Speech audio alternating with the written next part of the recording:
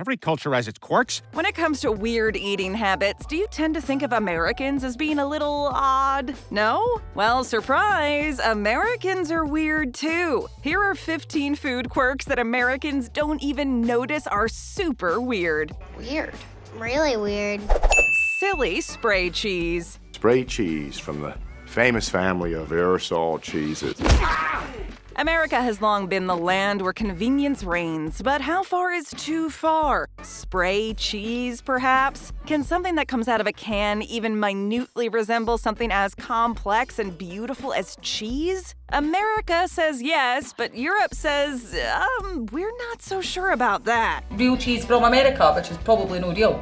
Though it might not get Gordon Ramsay's seal of approval, there's nothing wrong with having a sprayable orange spread around. There's a reason it's so popular, as the convenience can be a beautiful thing. Grab crackers, a can, and voila, instant party. Epically ginormous portion sizes. 2 sausage McMuffin with egg and 2 small iced caramel macchiatos for just $10. Exactly. In some countries, delicacy takes center stage, but in America, size reigns supreme. It should be no surprise that the country that decided to carve giant faces into the side of a mountain also thought that "go big or go home" was the best slogan for their local cuisine. Go big or go home, baby. You have to be known for something, and to be fair, many other countries did get a bit of a head start in the food department. In America, it's standard to have a large meal with an even larger side dish. Polish it off with dessert and a soda, and you've got a meal fit for a president.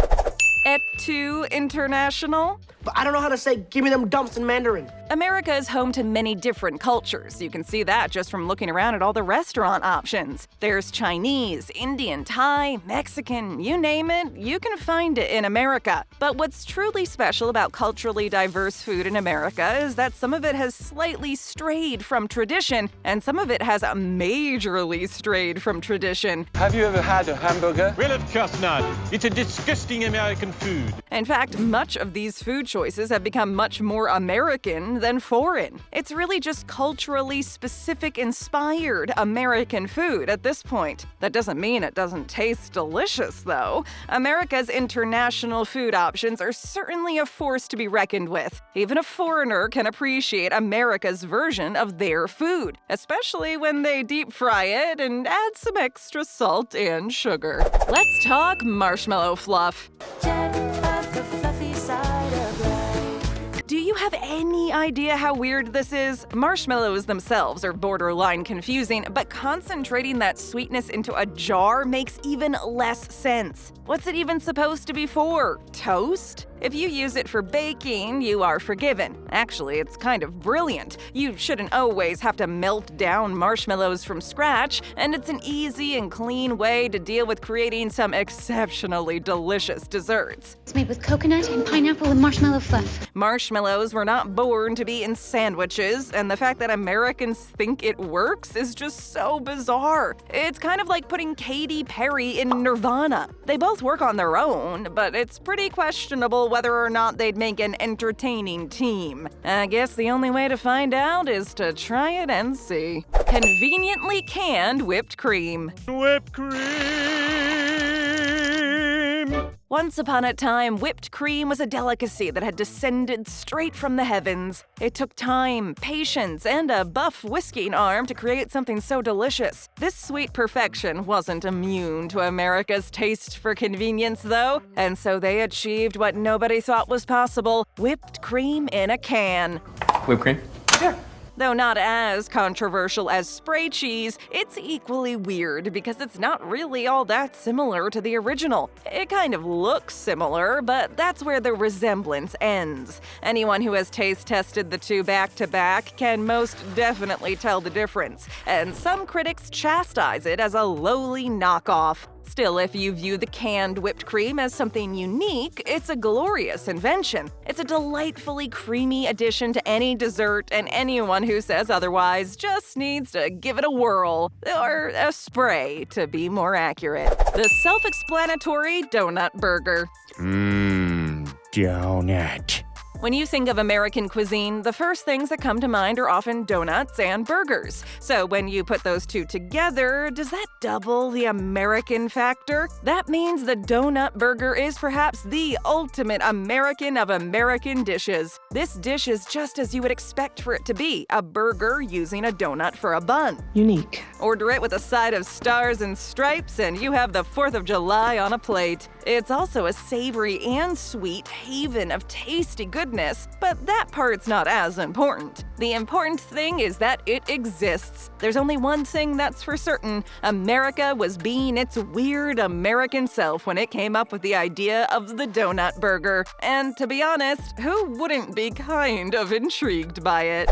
Sweet potatoes with toasted marshmallows. Sweet potatoes with marshmallow crust. If you really want to blow a non-American's mind, tell them about sweet potato casserole. You might have to make one to prove it's real, though, because they'll probably assume that you're joking. When it comes to traditional American foods, this concoction is about as strange as it gets. Sweet potatoes topped with gooey marshmallows sounds like a match made in heaven, doesn't it? Or maybe not? Probably more delicious. To this day, nobody's really sure. It's really kind of impressive that a marshmallow company convinced a whole country that this was a good idea to try. Perhaps it was just a byproduct of a little too much Southern hospitality. TikTok totally would have canceled that trend by now. But try it they did, and somehow sweet potato casserole became an iconic Thanksgiving offering on tables everywhere, whether loved or not. Only really on American tables, though, since nobody else was quite as convinced. PB&J to the rescue. You'd love my PB&J. The secret is no PB, double J. Now this one's a peculiar American invention that's way less controversial, the peanut butter and jelly sandwich. We tend to think of PB&J as the ultimate sandwich filler, but is it really? Turns out, nope. Definitely not normal at all. This one's also bizarre. This classic lunchbox staple is now so mainstream that it's hard to remember a time when it was a new invention, but at one time it was. Somebody thought of it, tried it, liked it, and convinced other people to try it too.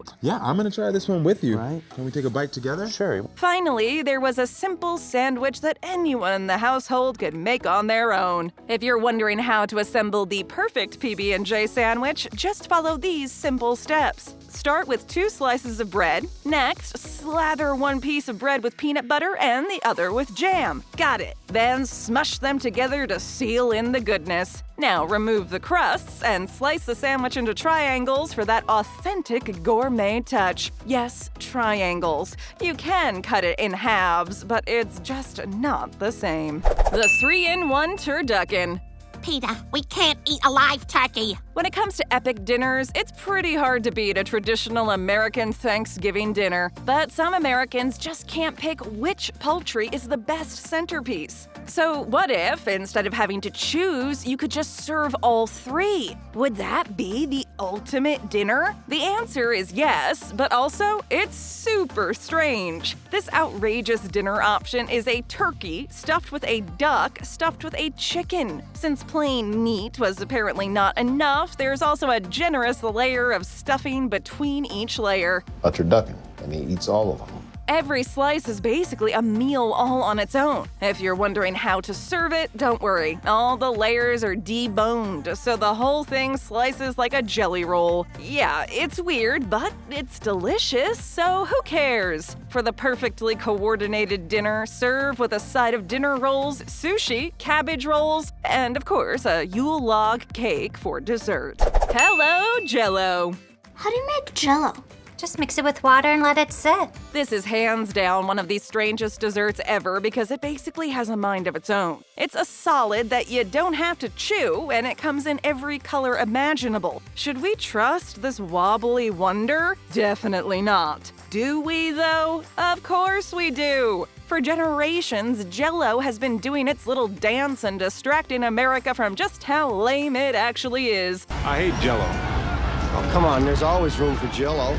It's basically just sugar water, but nobody has noticed how boring it is because it's fun to play with, and the colors are just the best. So how is it even possible for Jell-O to become so popular? It's basically proof that looks matter more than substance. Just watch, Jell-O's totally going to become the official sponsor of the Babysitters Club or something and shimmy its way into the hearts of the next generation, too. That's string cheese. Come on, boy. Pull me apart like string cheese. There is cheese, and then there is American cheese, and some American cheese is just plain weird. Besides the obviously bizarre spray cheese, there's also the weirdness that is string cheese. Some brilliant mind realized they could make cheese more exciting than ever before. Processing mozzarella in a particular way would make it peel off in strings instead of breaking into regular cheesy chunks. I have goldfish. Thank you. I have string cheese too. I want goldfish. Over time, it became a lunchbox staple and sat alongside kids' peanut butter sandwiches. These little cheese logs made healthy snacking fun and helped instill the love of cheese in every young mind. Because of its shareability, they also help kids meet new friends. Sharing cheese is a great way to attract new buddies, and sometimes you could trade for even better snacks. Yes, it's fried chicken and waffles. Before that, you can only get chicken or waffles, but they were the first to put them together. Okay, now of course this next one is delicious, but there's little chance you can claim that you didn't think fried chicken and waffles is actually pretty weird. Waffles make sense, and fried chicken makes sense, but together it's just confusion on a plate. While the origins of this eclectic mix are a hot debate, it is no doubt that this combo is popular wherever it goes. And why wouldn't it be? It's like the chicken and waffles of orthography. No one can resist crunchy, juicy, deep-fried chicken on a bed of fluffy waffles, especially when it's drizzled with syrup. This classic dish takes the meaning of brunch to a whole new level. It's breakfast plus lunch, not just breakfast or lunch. So, why did the chicken cross the road? To get to Waffle House, of course. The famous root beer float. Oh, you look happy. Somebody just have a root beer float? Now, don't pretend this one isn't a little bizarre. If you didn't already know that ice cream tasted good in soda, would you have tried it? Probably not. But now that you most likely have, it's pretty hard to imagine life without that crunchy, crystallized layer of ice between the soda and the ice cream. So it's no wonder this dreamy beverage has become so popular. Root beer barrels. A lot of root beer barrels, please. If you've never tried one and still don't trust it, all you have to do is watch a couple of episodes of Riverdale. This is the gang's drink of choice at Pops, and if Archie likes them, they have to be good, right? TV never lies. Super duper sweet chocolate. It's seriously chocolatey. Chocolate is often served sweetened, but there's one place that's slightly more obsessed with it being as sweet as possible: America. America is the land of the free, and apparently where sweet chocolate comes to play, and then line up to get a second dose of that sweet stuff. We love it though, so although it's weird, it is certainly appreciated, by some at least. Tastes like a sugary dessert. The extra sugar enhances the flavor for the already delectable chocolate. Though chocolate snobs may think that the overly sweetened versions are hiding something, we know that sugar isn't an invisibility cloak. This isn't Harry Potter chocolate, folks. The, garbage plate? If you want a garbage plate, you really have to come to Nick Tahoe's. The garbage plate is weird. Though the original garbage plate has been trademarked for a specific restaurant, the concept has continued to grow. Basically, it's a heap of carbs and oil on a plate. A garbage plate consists of your choice of either a cheeseburger, sausages, steak, chicken, grilled cheese sandwich, fried fish, eggs, or a hamburger. You can only choose 2 from that list, so choose wisely. We're not sure yet. Oh, no, we're not sure. No. And all of that comes served on top of fries, beans, and macaroni salad. Originating in Rochester, New York, yes, the name is on the strange side, but it's only the name that's really out there. there. You may eat with your eyes first, but that doesn't mean that you can't just throw everything in a heap. Thankfully, people have looked beyond the name and have remembered what truly matters most about food. It's the taste that counts. Order up more great videos. Just tap or click. And hit that subscribe button and ring that bell to join our notification squad.